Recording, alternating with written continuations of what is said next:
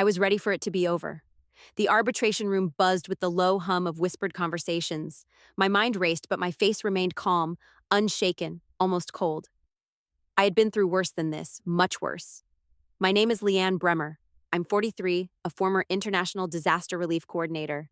I used to be proud of that title. Used to wear it like armor, proud of the work I did, the lives I saved. But today it felt like a cloak that had been shredded by my own flesh and blood. I stood at the front of the room next to the long, polished table that divided us, the corporate panel, Alden's lawyer, and my estranged mother, all watching me as if I were some kind of criminal.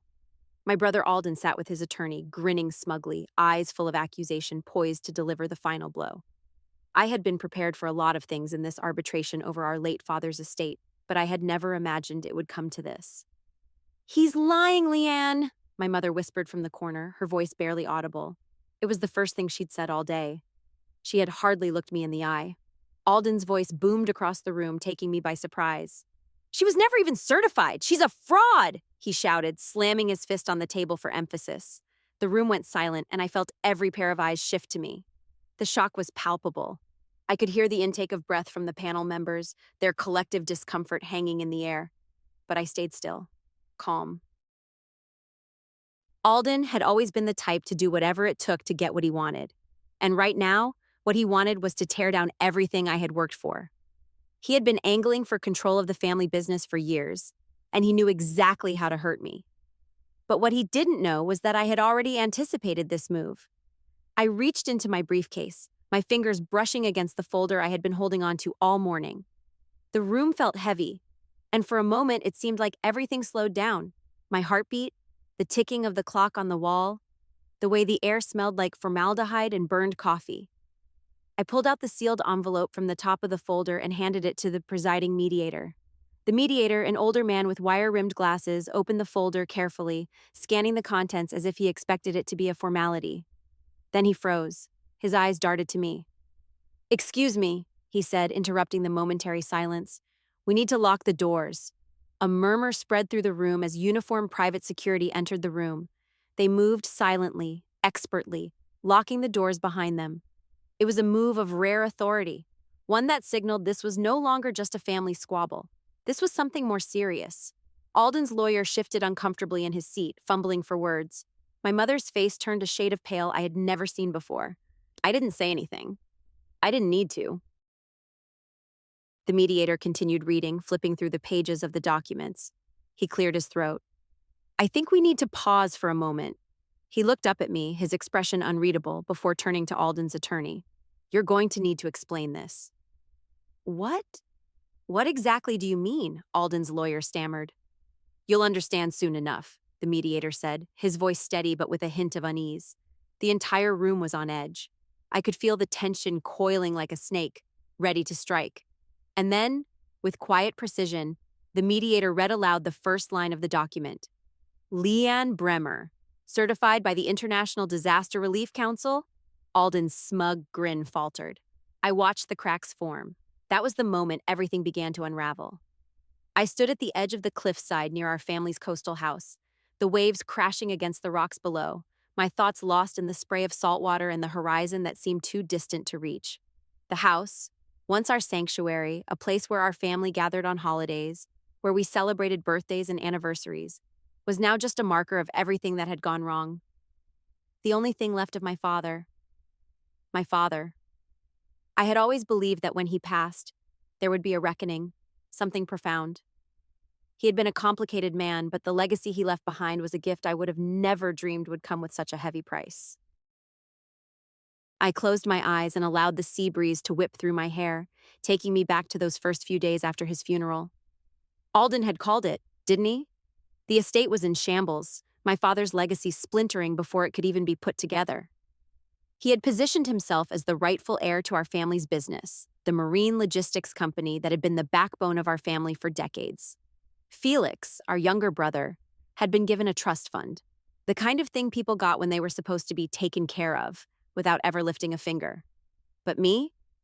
My father had left me the house. At first, it seemed like a generous gift. I had always loved this house. The floorboards creaked with memories. The walls were lined with photographs that captured the fleeting moments of our lives. I'd spent the better part of 2 decades overseas, managing international relief operations in war-torn countries, rebuilding communities after natural disasters. And when I came home to this house, I thought it could be the beginning of something new. I thought, I thought there could be a way to repair the broken pieces of our family. But then came the envelope, the lawsuit. It was as cold as the sea before me. I remember the day I opened it, the thick legal paper making a dull thud as it hit the kitchen table. The words blurred together at first, allegations that my credentials had been faked, that I'd forged my career history to influence the will, that I had used my name and my reputation to steal from the very foundation I had worked my entire adult life to build. And worse than that, Felix, my baby brother, the one who never could see anything past the walls of his trust fund, had signed off on it. I didn't even have to ask. It was all right there, in black and white. My mother's signature was there too, right next to Alden's. I remember staring at it, my eyes flicking over the words, my fingers trembling as they gripped the paper. I had tried to give them a chance.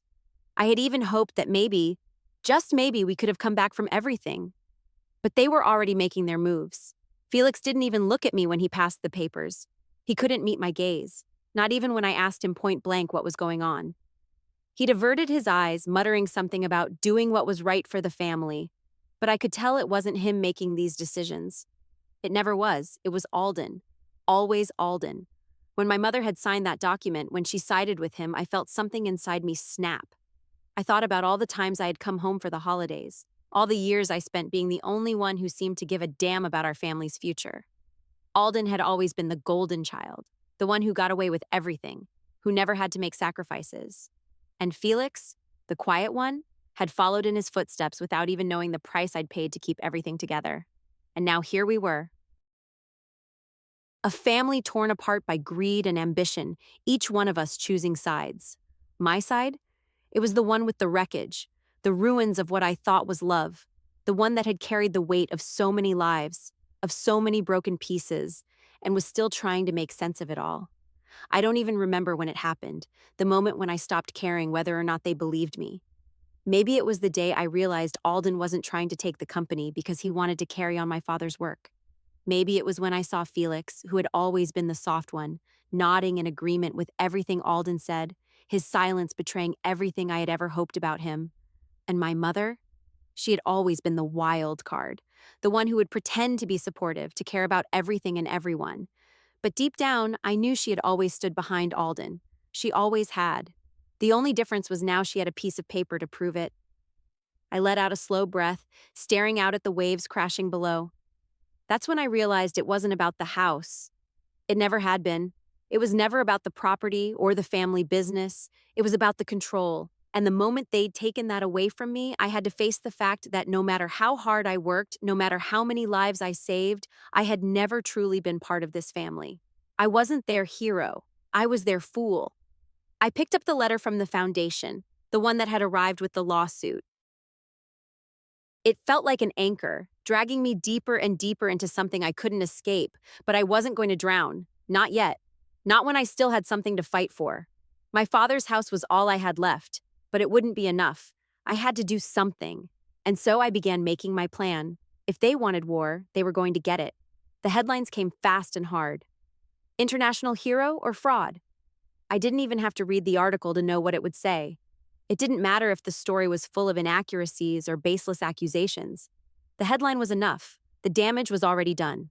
I had worked for years with humanitarian organizations, building schools, digging wells, coordinating disaster responses in countries no one cared about. I had been on the ground in places like the Philippines, Haiti, and Syria. I had a history I was proud of, one I'd built with sweat, blood, and the kind of grit only the truly committed could understand. But none of that mattered anymore.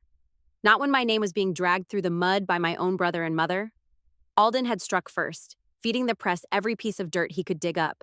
His lawyer had leaked false documents, fake certifications, emails that didn't exist. It didn't matter that I could disprove every single lie. All the media cared about was the scandal. The rumors had already taken root, and the seeds of doubt were flourishing. I could hear it in the whispers, the gossip at the grocery store, the silent judgment in my own community. Even the people who had once trusted me, who had stood by me through years of fieldwork and life-or-death missions, were now asking the question, was she really who she said she was? The alliance I'd worked so closely with, the one that had sent me on some of the most pivotal missions of my career, requested clarification. They asked for proof of my credentials, though I had given them every document they could possibly need years ago. My phone was flooded with messages from former colleagues, all cautiously worded. Some offered support, others, not so much. They said nothing, as though they too were questioning whether they had ever truly known me. I wanted to scream, to set the record straight. I wanted to fight to make sure that Alden knew exactly what he had done. But I was so tired, so exhausted from fighting for a family who never saw me as anything but a pawn. That's when I realized I was alone, not just in this fight, but in the world. Alden had a way of convincing everyone that he was the victim, that he had been wronged. And somehow, with his smooth words and charming demeanor, he had everyone believing his version of the story. Even Felix, the quiet one, the one who I thought might see through Alden's manipulations, was nowhere to be found. He had distanced himself from me entirely. My calls went unanswered and my messages remained on read. The silence from him cut deeper than anything Alden had ever said. Felix was the last person I had hoped would understand. But here we were. The smear campaign intensified. I was now the subject of every scandalous headline, every gossip column. Hero turned fraud, they said. The newspapers ran photographs of me, the ones where I was shaking hands with survivors or comforting injured children after a natural disaster, labeling me a phony for doing what I had always done.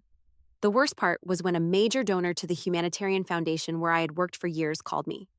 I had helped raise millions of dollars for their causes, but now they needed clarification about my credentials. They wanted proof that I hadn't falsified my work, my history. I didn't even know how to respond. I didn't know if I should be angry or heartbroken. It was as if everything I had built, every life I had touched, every child whose education I had supported, every woman whose home I had helped rebuild, was now being reduced to a few lines of alleged fraud. I was a pariah. Even my estranged mother, who had barely spoken to me since the arbitration hearing, had joined the chorus. The phone calls I had with her over the years had always been cold, but never like this. Now she was the one accusing me. She too had fallen in line with Alden's lies, adding her voice to the chorus, amplifying the message that I was nothing more than a fraud.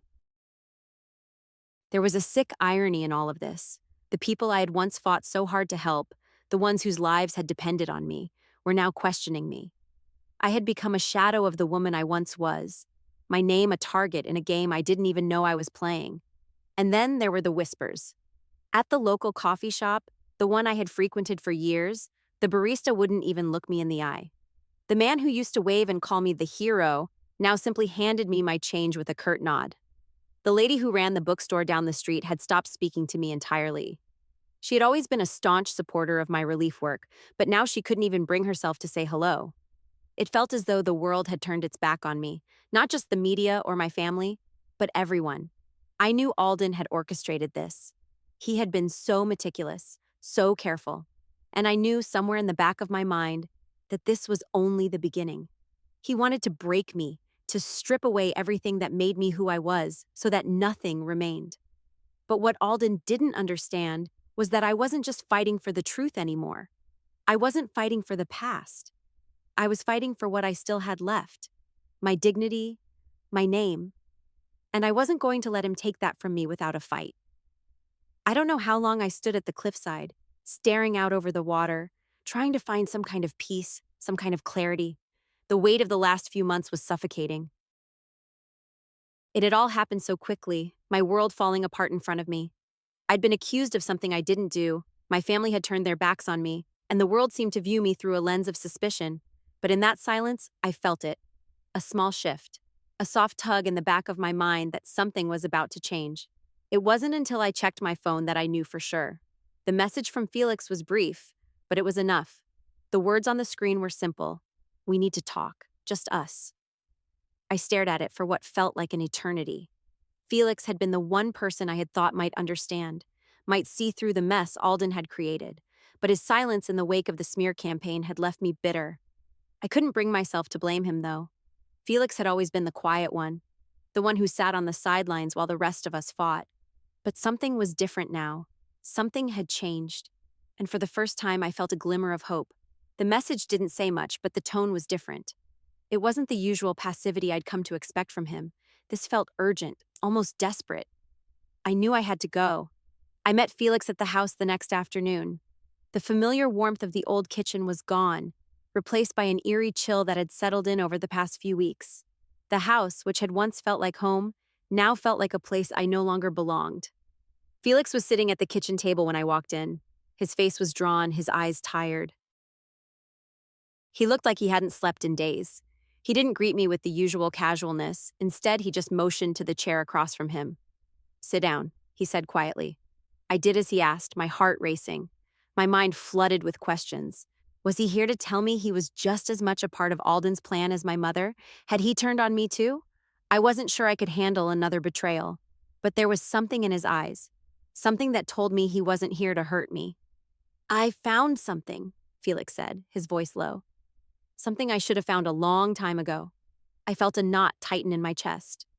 "What do you mean?" I asked, trying to keep my voice steady.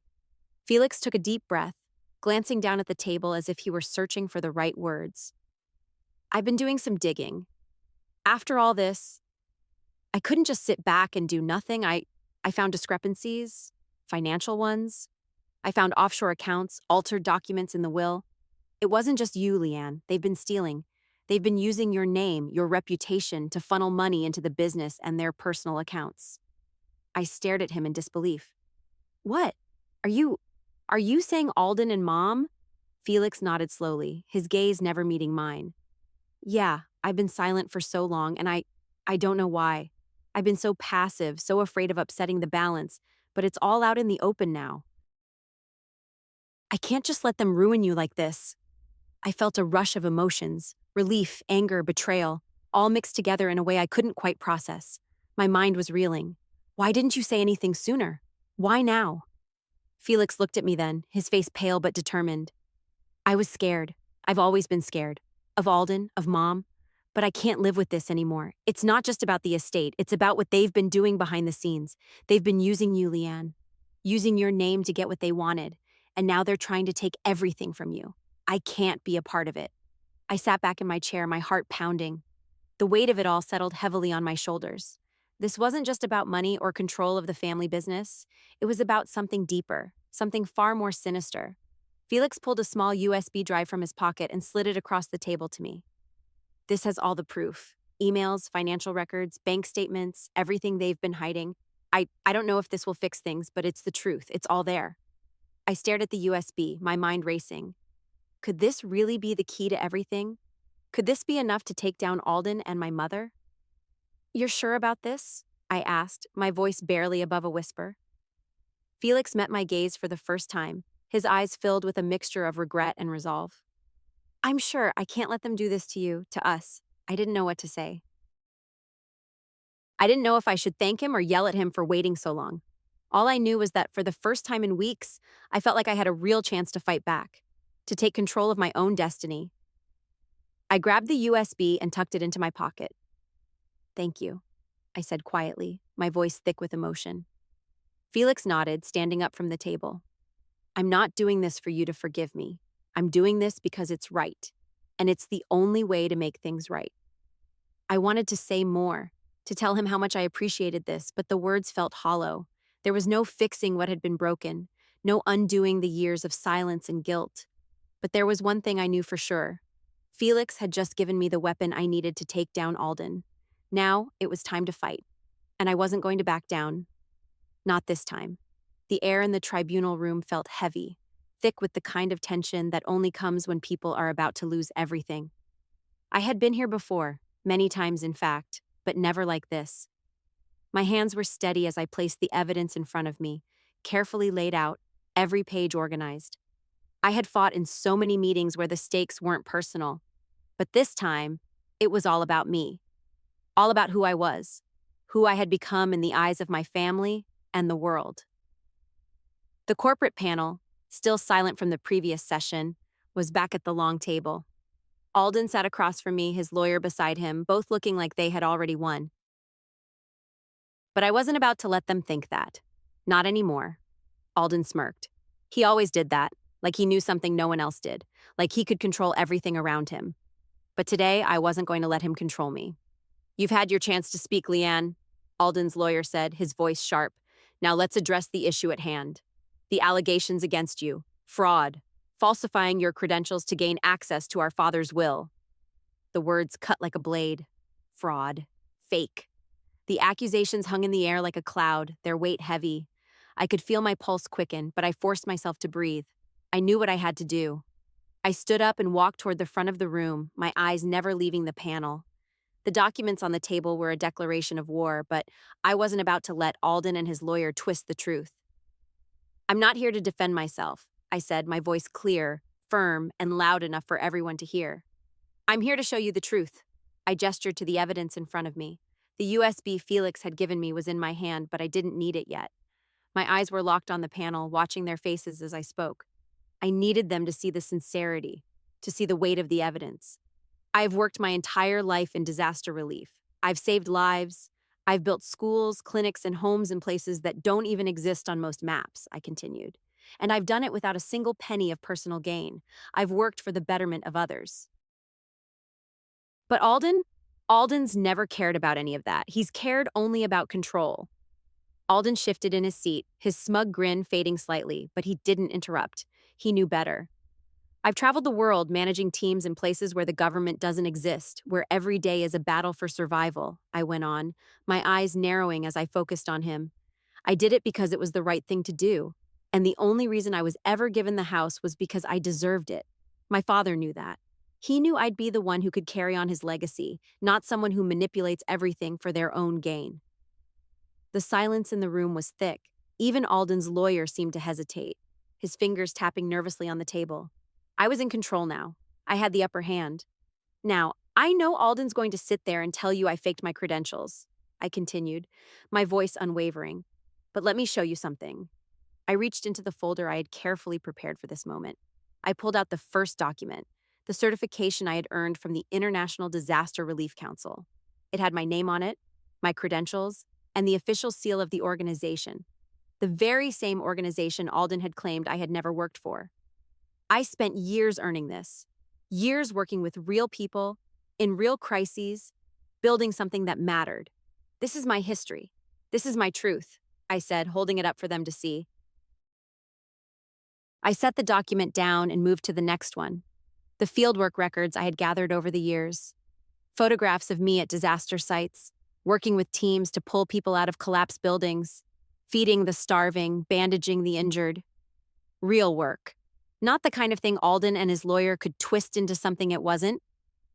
I turned to the panel, letting them look at the photographs for themselves. These are the things Alden doesn't want you to see. He doesn't want you to know the truth about who I am, because the truth isn't something he can control. I let that sit in the air for a moment before turning to face Alden, who had been glaring at me with an intensity that almost seemed like it would burn through me. I could see the panic in his eyes now. His mask was slipping. You know what I've done. You know who I am. And you know why I'm here, I said, my voice colder, sharper. But it's not about my career. It's about your greed. It's about you trying to take something that doesn't belong to you. Alden's face reddened, his hand gripping the armrest of his chair tightly. But he didn't speak. He couldn't. The truth was suffocating him. I turned back to the mediator and the rest of the panel. I didn't come here to play games. I came here to prove that I earned everything I've ever achieved. And I came here to stop Alden from destroying everything our father built for the sake of his own empire. I walked to the table and placed the USB Felix had given me in front of the mediator. His eyes flicked to it, but I didn't wait for him to examine it. I knew what was on that drive. I knew it would expose Alden for the fraud he truly was. I've gathered everything I need, emails, financial records, proof of the offshore accounts they've been using, and all the evidence you'll need to see the truth about this family, I said, my voice steady and final. And if you still have any doubt about what's been going on behind closed doors, I invite you to take a look for yourselves. The mediator didn't hesitate. He picked up the USB, his eyes narrowing. We'll need time to go through this, but it's clear that we've just uncovered something far bigger than what was initially thought. The panel nodded, exchanging looks, their expressions changing from skepticism to realization. I had done it. I had turned the tide in a matter of minutes. Alden sat back in his chair, his face pale, the smug grin he had worn for most of this arbitration now gone. His lawyer was fumbling with the papers in front of him, clearly unsure how to proceed. You can't just, Alden began, but I cut him off. It's over, Alden, I said. You've lost. For the first time since I'd walked into that room, I allowed myself to exhale. The truth was out now, and Alden, he was on the losing side. The days after the tribunal were a blur of legal jargon, meetings, and more closed-door conversations. The panel had taken the evidence I'd presented, each carefully curated document, and began their review. I was cautiously optimistic, but deep down I knew the hardest part was still ahead. Even with all the proof in front of them, the battle was far from over. I had played my hand, but the endgame was still in motion. And yet, amid all of this, there was a quiet shift. A message that had arrived like a whisper in the night, a faint glimmer of a promise I'd longed to hear but never thought I'd receive. We need to talk, just us. Felix. I hadn't heard from him since that day in the kitchen. The one where he'd handed me the USB with all the damning evidence. The one where he'd broken his silence and given me a lifeline. I stared at the message for a long time before I finally gathered the courage to respond. Where? I'll come to you. I didn't know what Felix's talk would entail.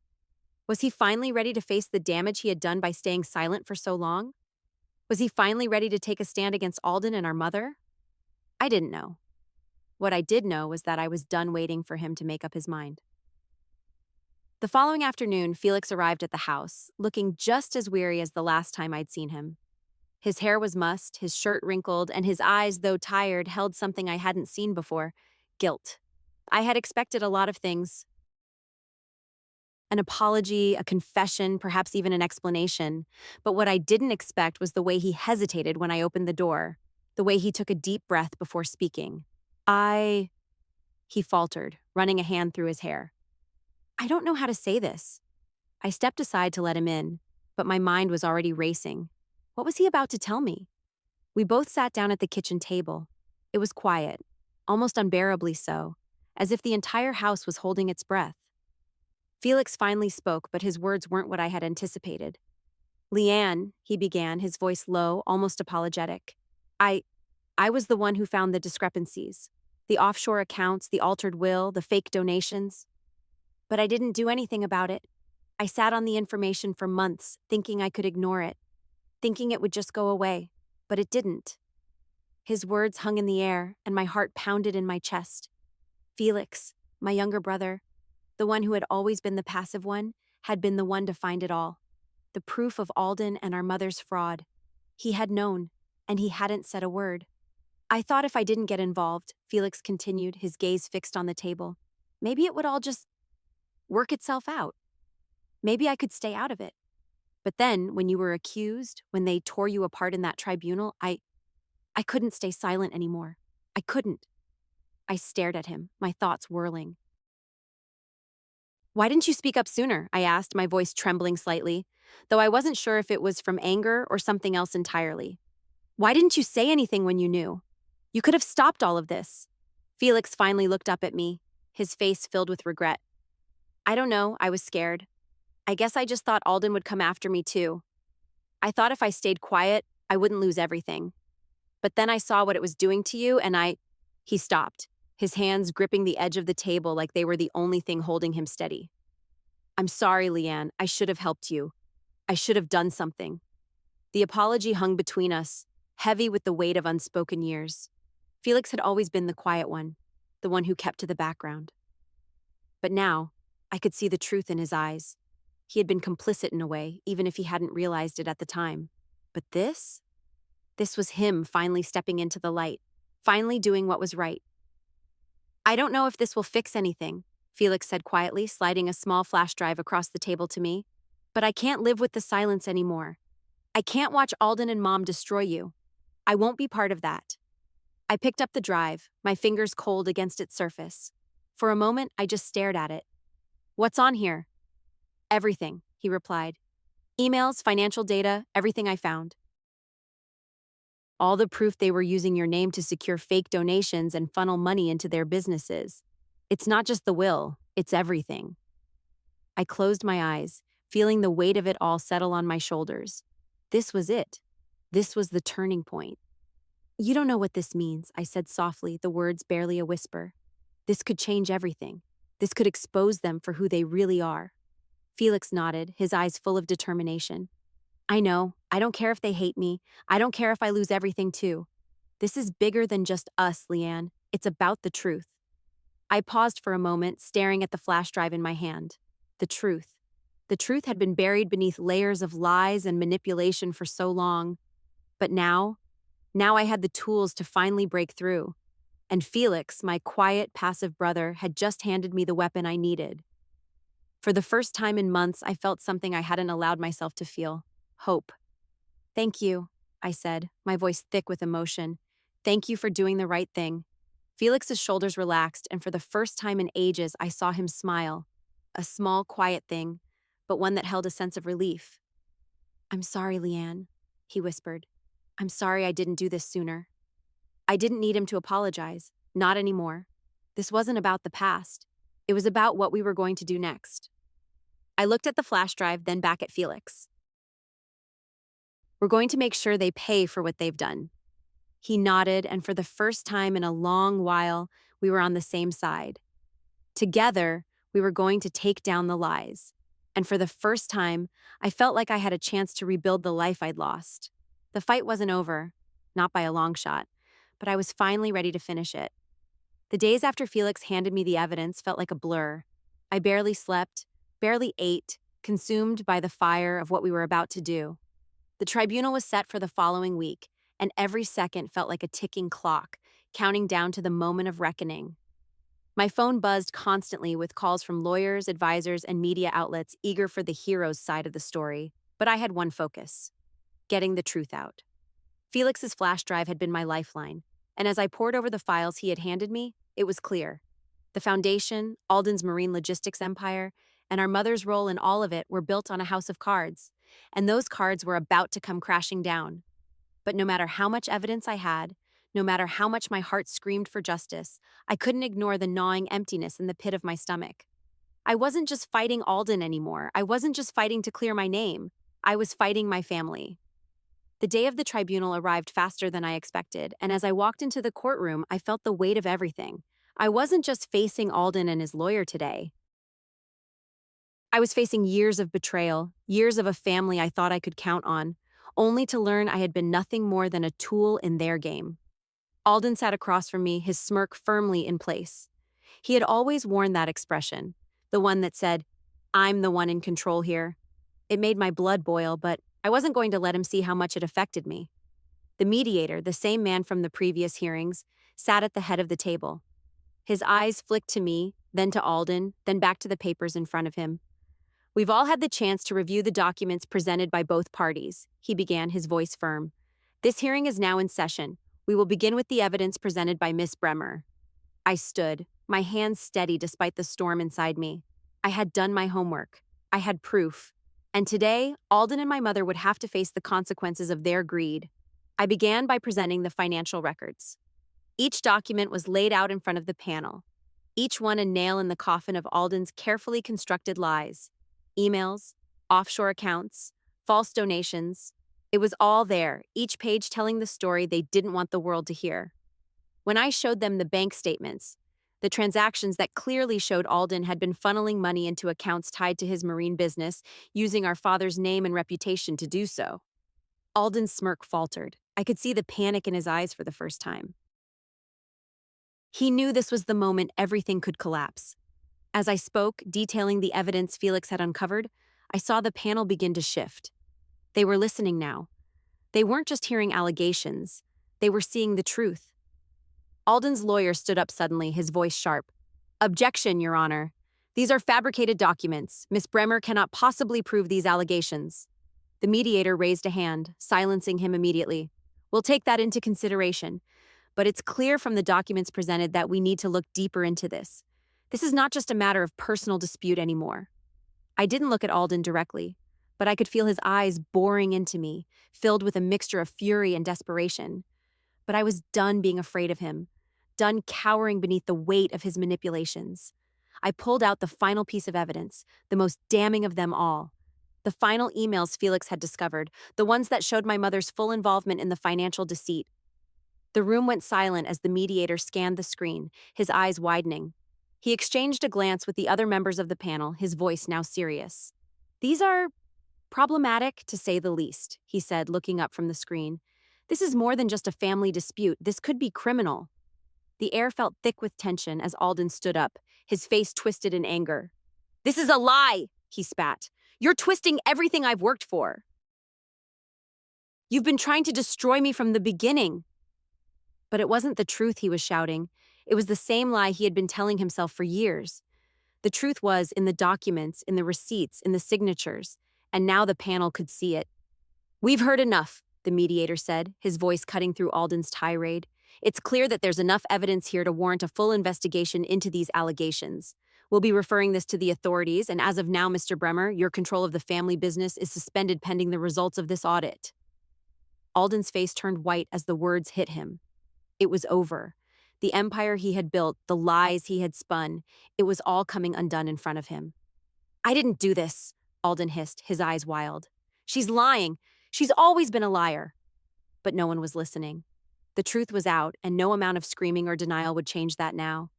As the room began to empty, I felt a wave of exhaustion hit me. I had done it. It wasn't just the tribunal I had won, it was my life. The years of manipulation, the years of being nothing more than a tool for my family's success, had finally come to an end. But even as I stood there, my heart pounding, I knew this wasn't over. The fight for justice was just beginning. I wasn't done yet, and neither were they.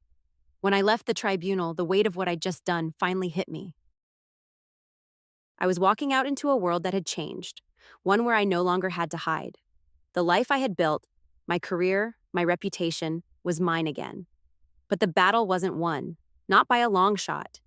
I knew Alden wouldn't go down quietly. He never did. But now, for the first time in years, I wasn't alone. As I stepped out into the crisp afternoon air, Felix's words echoed in my mind. We're not done yet, and I wasn't. In the weeks that followed the tribunal, I found myself in a strange place. The world had shifted beneath my feet, but I was still trying to find solid ground. There was a sense of victory, yes, but it felt hollow, like I had won a battle only to realize the war was far from over. The headlines, the ones that once smeared my name, began to change. Slowly, they shifted from scandalous questions to a more nuanced narrative. Some praised my fight for truth. Others still questioned my motives, calling me a victim of my own ambition. But none of that mattered anymore. The world could think what it wanted, say what it needed to say. It no longer defined me. What mattered now was rebuilding. I spent the next few weeks in silence, retreating into the house that my father had left me. It felt like a refuge. The windows, still fogged from the storm of the past, slowly began to clear. But I wasn't in a rush. I wasn't looking for answers in the outside world. I was finally looking inward. Felix visited often, but it wasn't the same as before. There was a distance between us, a quiet understanding that we couldn't undo the years of silence, but we could move forward. One evening, as the sun began to dip beneath the horizon, I heard a knock at the door. I wasn't expecting anyone, but I had a feeling I knew who it was. I opened the door to find Felix standing there, his face strained but resolute. Hey, he said, his voice hesitant. Got a minute? Always, I replied, stepping aside to let him in. Felix walked into the living room, his eyes scanning the familiar space. How are you holding up? I shrugged. I'm here, aren't I? My tone was light, but inside, the truth of it hit me like a cold wave. I was here, yes, but I didn't know what here meant anymore. My identity had been twisted into something I didn't recognize. I wasn't sure where to go from here. Felix sat down on the couch, leaning forward, his elbows resting on his knees. I know I don't deserve to ask this, but do you think we'll ever be able to fix this? The family, I mean. I paused. It was a question I had asked myself countless times. I don't know, Felix. I wish I could say I had an answer. But every time I think about it, I realize maybe there's no fixing it. Not anymore. Felix's shoulders slumped, and I could see the weight of his guilt pressing down on him. I don't think I'll ever be able to forgive myself for not speaking up sooner. You were right. I should have said something. I should have helped you when you needed it. But I was too scared. Too worried about losing everything. I shook my head, feeling a pang of something. Was it anger or just sadness? Maybe both. You didn't help me, Felix, but I get it. You were caught in their web, too, just like I was. They knew how to pull the strings. They knew how to make us feel small. Felix nodded, his eyes filled with regret. I let them control me. I thought if I stayed quiet, it would be easier. But it wasn't. And now I don't know what to do with myself, with everything that's happened. There was a long pause, the kind where words didn't seem to fit. I didn't know how to reassure him. He had done the right thing in the end, but the damage was done. But I couldn't leave it there. Not with him. You did the right thing, Felix. You handed me the truth when I needed it most. You might have been silent for too long, but you're here now. That's what matters. He looked up at me, his face softening. I know you don't want to hear it, but I'm sorry, Leanne, for everything. I sighed, feeling the weight of it all, but also something else. A strange sense of peace. I know, Felix, I know, but we can't change the past. We can only move forward. Felix and I sat in silence for a long time, the only sound the ticking of the clock on the wall. Finally, he spoke again. You've been getting a lot of calls from the media.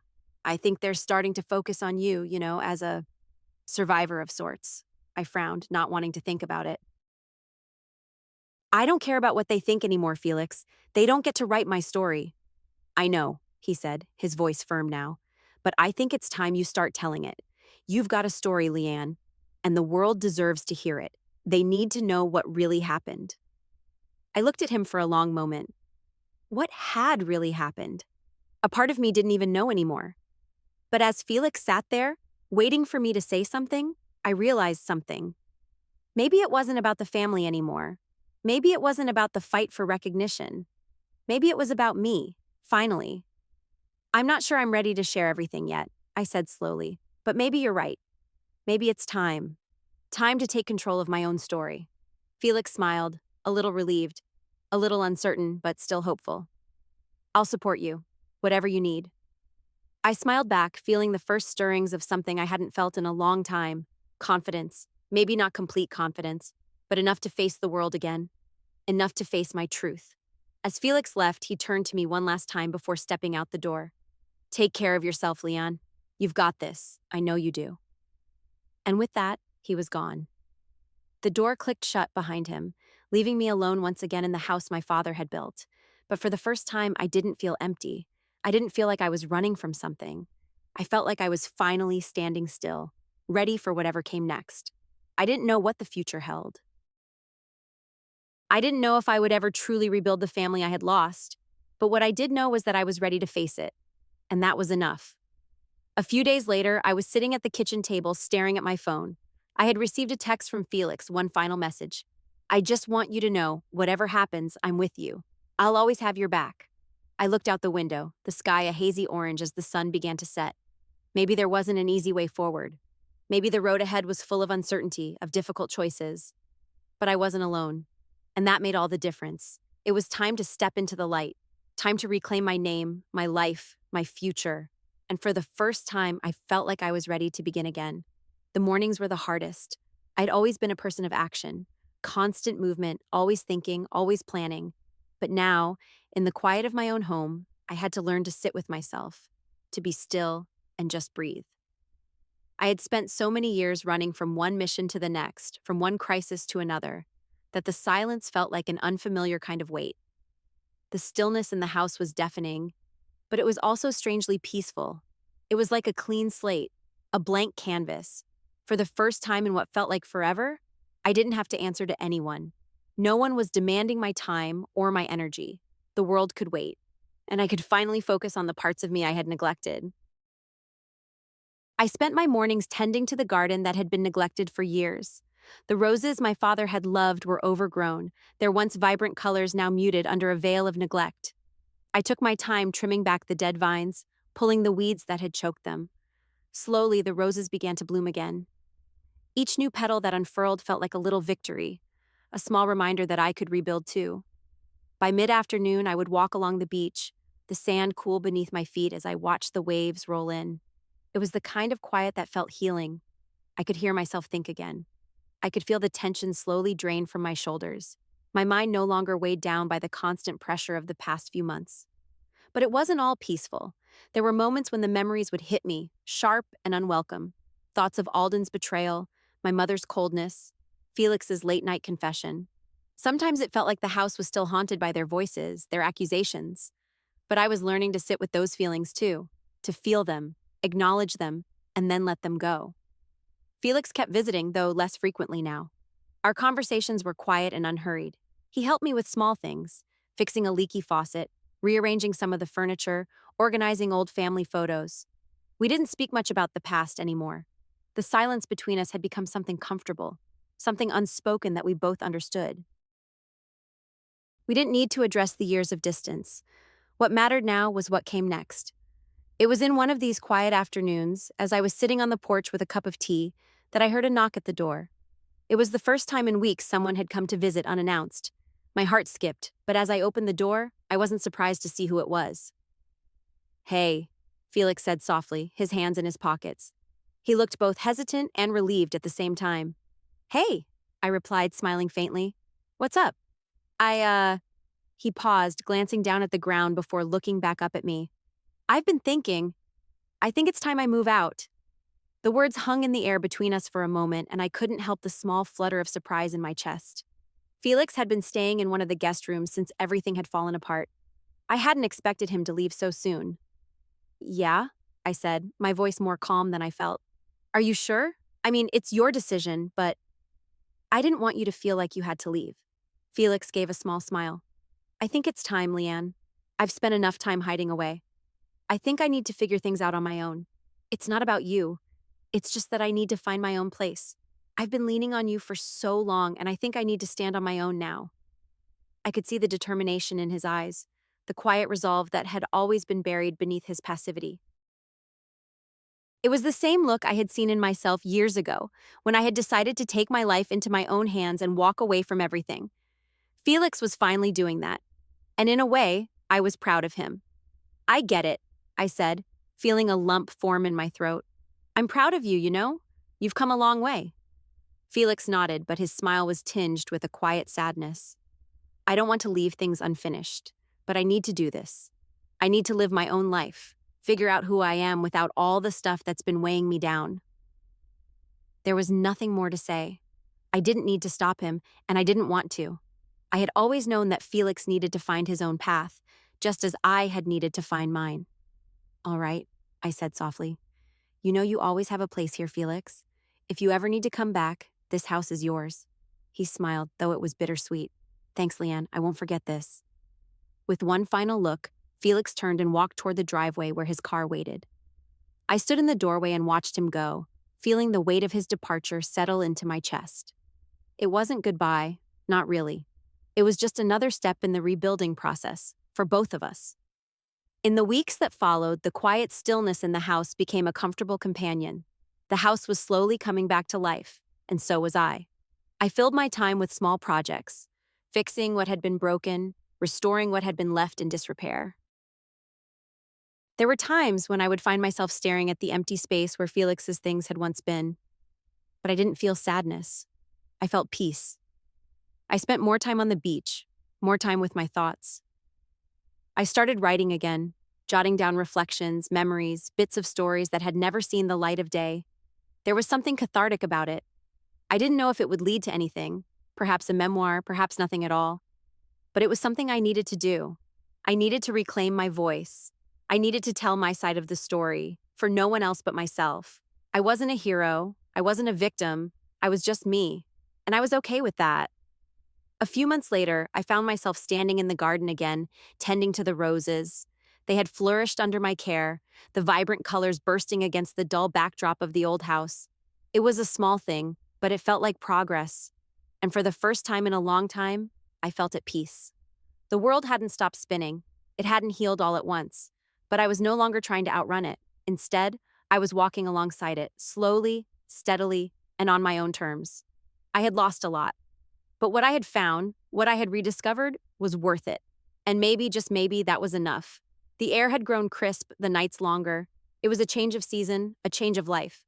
I had spent so many months rebuilding, patching up the pieces that had shattered, not realizing that somewhere along the way, I had rebuilt myself too. It hadn't been easy. There had been moments when I wanted to give up, moments when I felt lost, adrift in the aftermath of everything that had happened. But now, standing at the edge of the house, looking out over the calm ocean, I realized something. This wasn't a story about betrayal. This wasn't a story about family or the lies that had tried to break me. It wasn't about the things I had lost or the people who had walked away. It was about survival. I wasn't a hero. I wasn't a symbol. I wasn't a martyr. I was just someone who refused to be erased. I took a deep breath, letting the sea air fill my lungs, feeling the weight in my chest lift just a little. There was a new clarity in my mind, a sense of finality. I had spent years running from my past, from the mistakes I'd made, from the choices others had made for me. But now, for the first time, I wasn't running. I wasn't hiding. I was just living. I had fought for my place in the world, fought to be seen for who I really was, and maybe the world didn't get it. Maybe they never would. But that was okay. The truth wasn't a weapon. It wasn't something to be wielded against those who had wronged me. The truth was a lifeline, a reminder that no matter how hard they tried to erase me, I couldn't be erased. Not my name, not my story, not me. I turned and walked toward the house, feeling the weight of the years fall behind me. Every step I took was one further away from the lies, one step closer to whatever came next. I walked into the kitchen and picked up my phone. There were still texts from the media, messages from family I had long since blocked. But there was something different now. I didn't need to answer them. I didn't need to clear my name. They had already heard the truth. I looked at the window where the sun had dipped below the horizon, painting the sky in shades of orange and purple. It felt like the end of something, and the beginning of something else. The beginning of a life that wasn't defined by the expectations of others. A life that wasn't dictated by what had been lost. I typed a few words into my phone.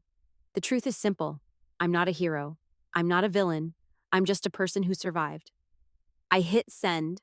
I wasn't looking for applause. I wasn't looking for validation, but I wanted the world to know that I was here. I had survived. And that was enough. I set the phone down and walked outside again, letting the cool night air settle around me. I had given up trying to fix everything, trying to make everyone happy, trying to win battles that weren't mine to fight. What I had learned, what I had come to understand, was that survival was enough. I didn't need to be anyone's idea of a hero. I didn't need to be anyone's savior. All I needed was to be true to myself. And as I walked along the beach, the waves crashing softly against the shore, I realized something else too. This was the beginning of my life. The beginning of something I hadn't expected, but something I had earned, something that belonged to me. And that was enough. As I turned back toward the house, the stars above me shining like a million tiny beacons of hope, I felt something I hadn't felt in years. Freedom. For the first time in my life, I could walk away from the past. I could leave behind the expectations, the hurt, the lies, and step into a future of my own making. And I didn't have to apologize for it. I wasn't a hero. I wasn't a symbol. I was just someone who refused to be erased. And that was enough.